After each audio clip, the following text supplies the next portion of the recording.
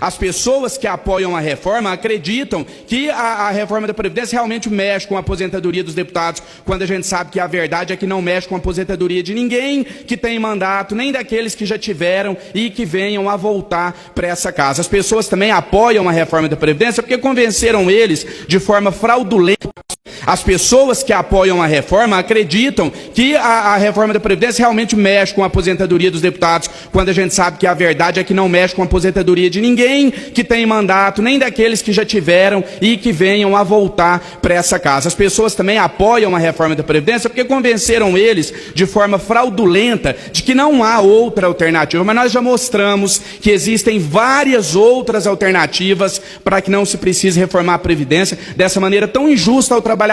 São várias, eu vou me ater aqui a apenas uma delas que eu mencionei recentemente em um vídeo, que seria cobrar os grandes devedores da Previdência, né? E aí me disseram que que os devedores, quem deve a Previdência, está quebrado, que essas empresas faliram. Então eu resolvi fazer aqui uma listinha dos devedores da Previdência. Tá aqui. Vamos lá, não me consta que o Banco Bradesco esteja quebrado, que o frigorífico Margen esteja quebrado, não me consta que a Vale SA esteja falida. A Vale deve 590 milhões de reais para a Previdência. A Volkswagen do Brasil, 370 milhões de reais para a Previdência. A Mercedes-Benz, 110 milhões. O Itaú, 80 milhões. Ricardo Eletro, será que a Ricardo Eletro está quebrada? Ela deve 75 milhões para a Previdência. O Banco Bradesco deve 670 milhões.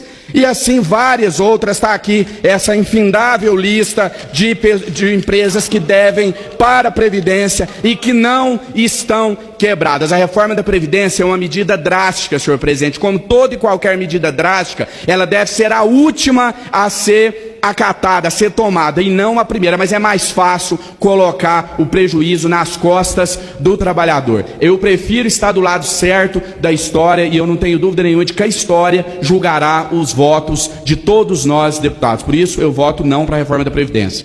Alguém tem coragem de chamar essa reforma de uma reforma justa? Eu não acredito que alguém tenha coragem de votar nessa reforma e dizer que ela é justa. Alguém talvez pudesse dizer, mas pelo menos ela equilibra as contas. Ora, se as contas são problema, como é que se teve coragem de às 2 da manhã se conceder um presente de 83 bilhões de reais? 83 bilhões de reais para os ruralistas exportadores. E o deputado que me antecedeu, falando pela maioria, pode voltar quantas vezes quiser ao microfone e nos agredir, ao contrário do que nós fazemos, que estamos debatendo a proposta. Nós não precisamos agredir quem quer votar a favor. Nós debatemos com ideias e provamos que essa reforma é injusta. É um presente de 83 bi do governo Bolsonaro e da sua base para os ruralistas, quando se vai economizar ao longo de 10 anos 20 bilhões dos professores. Sacrifica professor e tira 20 bi deles para dar 83 para os ruralistas.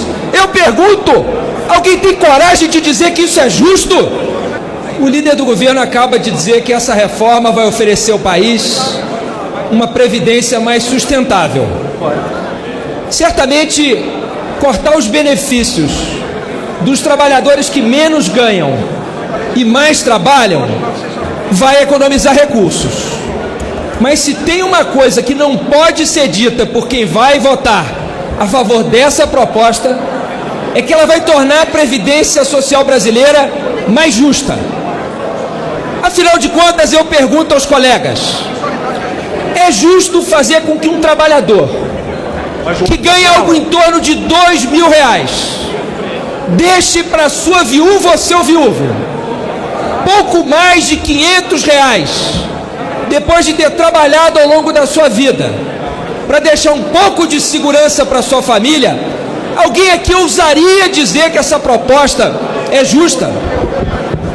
Alguém ousa dizer que é justo fazer com uma pessoa incapacitada permanentemente para o trabalho, por um acidente, por um ato de violência, alguém que ficou tetraplégico, cortar recursos da aposentadoria desse incapaz permanentemente, alguém pode chamar isso de justiça?